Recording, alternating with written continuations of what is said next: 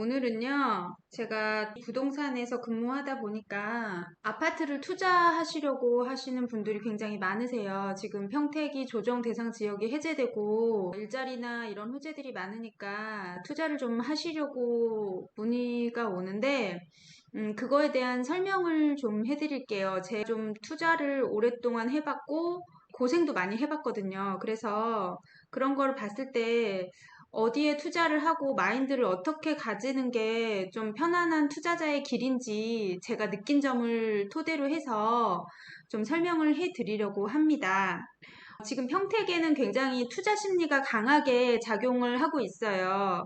왜냐면 걸려오는 전화들이나 제가 올리는 영상들의 관심도를 보면 많이 문의를 해 오시거든요. 제가 되게 유명 유튜버는 아니지만 그 올리는 주제 자체로도 사람들이 관심을 가져주시는 걸 보면 아, 이곳에 굉장히 많은 사람들이 관심을 가지고 있다라는 걸 느낄 수가 있는데 그래도 선뜻 이렇게 투자를 결정을 하지 못하시고 저도 강력하게 이렇게 권하지를 못하고 있는 상황이에요. 왜냐면 지금 경제 상황이 너무 안 좋기 때문에 조심조심 하고 있는데 그렇다고 해서 이 평택이라는 지역이 나쁜 건 아니거든요.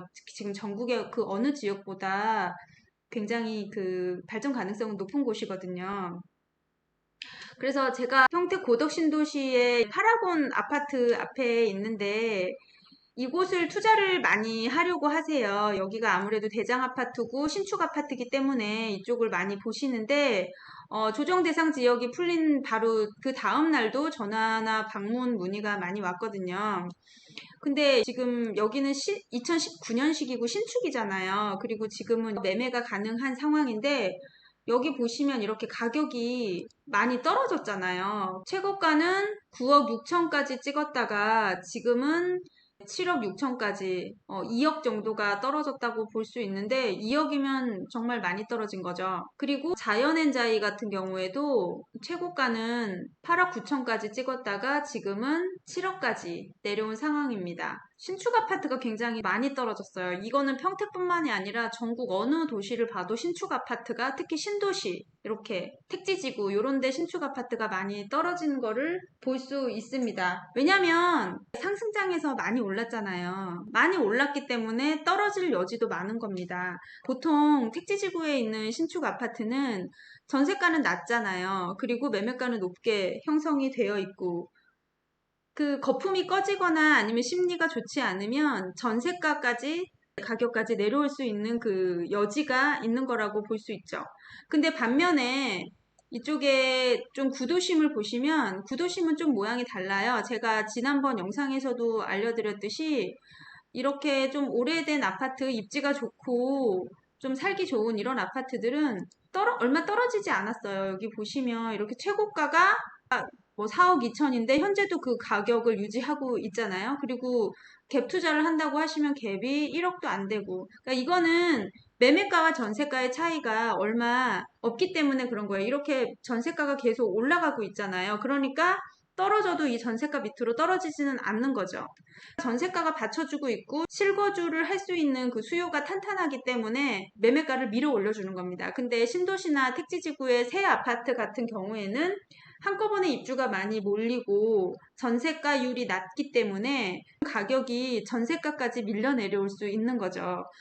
그래서 신축 아파트가 훨씬 더 많이 떨어지는 현상이 나타나는 거라고 볼 수 있어요. 그렇지만 항상 그런 건 아니죠. 상승장에서는 구축 아파트보다 신축 아파트가 더 많이 오르고 떨어질 때는 또 많이 올랐던 것들이 또 그만큼 떨어지는 거죠. 많이 올랐으니까 많이 떨어지는 거고 적게 오른 거는 또 적게 떨어지는 거고 그렇게 보시면 되거든요. 그래서 이런 흐름으로 보시면 결론적으로 얘기하면 또 신축 아파트가 더 많이 오르겠죠. 그래서 지금 이쪽을 많이 보고 계시는데 지금은 매수 타이밍이 아니라는 거죠. 왜냐면 금리 인상이 2번 더 남았고 불구하고 금리의 상단이 어디까지 올라갈지 아직 우리는 잘 모르잖아요. 그래서 조심스럽긴 하지만 현재 금리를 좌지우지하는 거는 미국이잖아요. 미국의 FOMC에서 결정을 하는 건데 11월 달에 FOMC가 예정이 되어 있고 또 중간선거가 있잖아요. 그 큰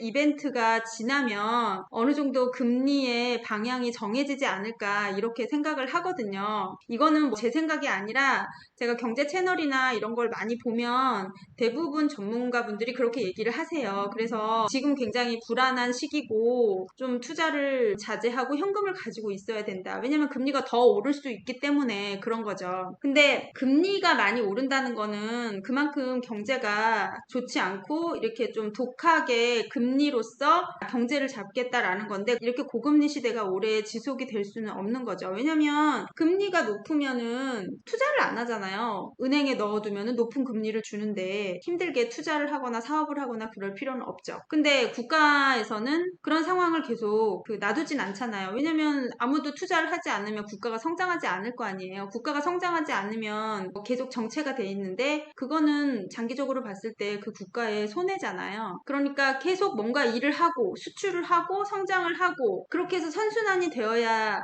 하는데 고금리 시대에는 그게 불가능하다는 거죠. 금리가 높으면 심리가 움츠려들기 때문에. 그러니까 고금리 시대는 그렇게 오래가지 않을 거예요. 그리고 과거의 역사를 봐도 금리가 올라가면 또 반드시 내려오고 반복을 했습니다. 지금은 비정상적인 시기잖아요. 이 비정상적인 시기가 지나면 또 이제 정상적인 경제 상황이 오면은 그때는 우리가 집중을 해서 투자를 할 때 어떤 곳을 투자를 해야 되느냐. 그거는 일자리가 몰리고 교통이 좋아지고 그 다음에 성장하는 도시에 있어야 되겠죠. 그런 도시가 바로 평택이고 또 넓게 보면 수도권이고 뭐 경기도, 인천 이런 데가 되겠죠. 그래서 저는 아파트 투자를 할 때 이렇게 단타로 1, 2년 안에 뭐 가격이 상승할 거다 이런 거를 예측을 잘 못해요.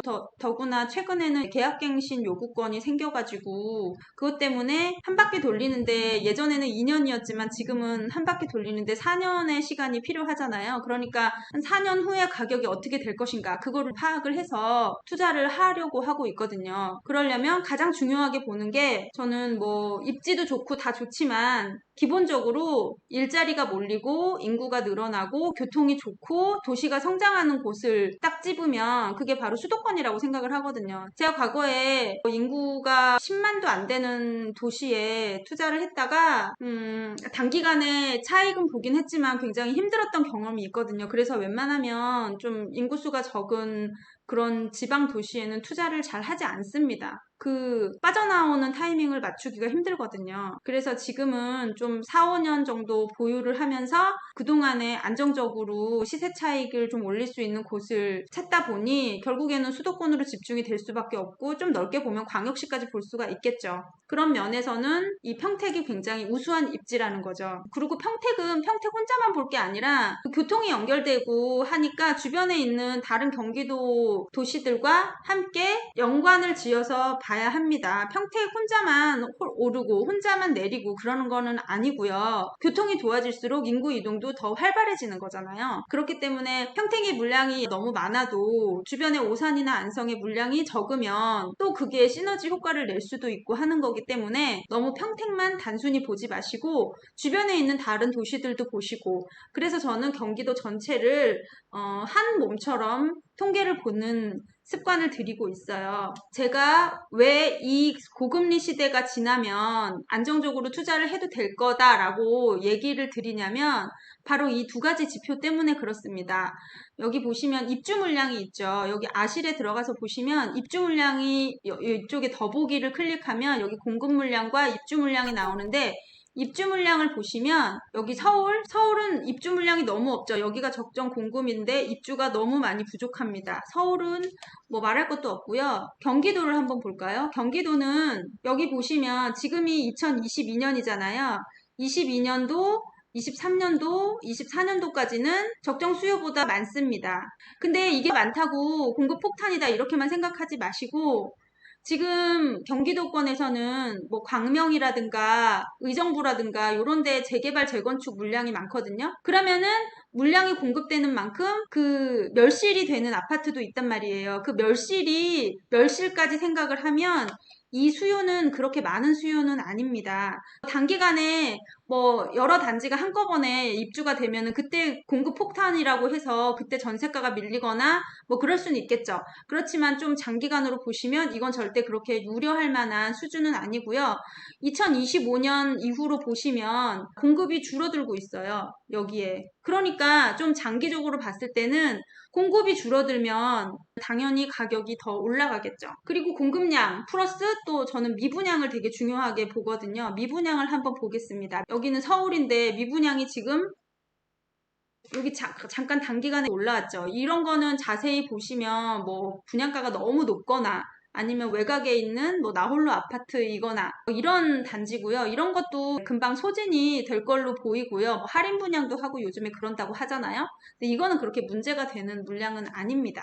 그리고 경기도를 보겠습니다. 경기도 미분양 여기 그래프를 보시면 2015년부터 해서 쫙 내려가고 있잖아요. 2019년도 요때 잠깐 미분양이 쌓였었는데 요때 가격이 몇 달 동안 내려간 적이 있었잖아요. 그리고 그때 이후에 또 다시 상승을 그리고 지금 전체적으로 봤을 때 미분양이 어떤가요? 조금 쌓이고 있긴 하지만 이것도 그렇게 많은 수치가 아니라는 거죠. 지금 미분양이 4,000세대도 안 되는 거예요. 뭐 다른 분들은 어떨지 모르겠지만 저는 아파트 투자를 할 때 미분양과 공급 물량을 가장 중요하게 생각하는데 이 경기도권에서는 미분양과 공급 물량이 그렇게 우려스러울 정도는 아니라고 봅니다. 그래서 저는 앞으로 좀 입지가 좋은 곳에 신축 아파트를 투자하는 게 그렇게 나쁘지 않다라고 생각을 하고요. 특히 평택에서는 뭐 갭 투자를 하실 거면 갭이 적은 그런 구축 아파트나 좀 전세가가 탄탄히 받쳐주는 곳에 투자를 해도 좋습니다. 근데 그런 거는 상승기 때 신축보다는 좀 덜 올라갈 거예요. 왜냐면 많이 떨어진 게 많이 올라가고 또 많이 올라간 게 많이 떨어지고 그러잖아요. 그런 면에서 볼 때 신축 아파트가 조금 더 지금 많이 떨어진 만큼 나중에 가격을 회복할 수 있는 그런 여지가 충분히 있다라는 거죠. 오늘은 제가 짧게 이렇게 영상을 좀 찍어 봤는데요. 왜 제가 이런 영상을 찍냐면 문의가 가끔 오시는데 이렇게 뭘 투자해야 될지 잘 모르겠고 정말 그거 투자해도 괜찮을까요? 가격이 더 떨어질 것 같은데 그러니까 투자는 하고 싶어 하시는데 확신이 없으신 분들이 굉장히 많아요. 근데 그러면은 투자를 하시면 안 되죠. 괜히 사놓고 더 떨어질 수도 있잖아요. 단기간으로 봤을 때는. 근데 이렇게 좀 분석을 하시고 멀리 봤을 때 잠깐 몇 천만 원은 떨어져도 몇 년 후에는 꼭 반드시 오를 거다라는 확신이 생겨야지 투자를 하는 거기 때문에 제가 이런 영상을 좀 준비해봤고요.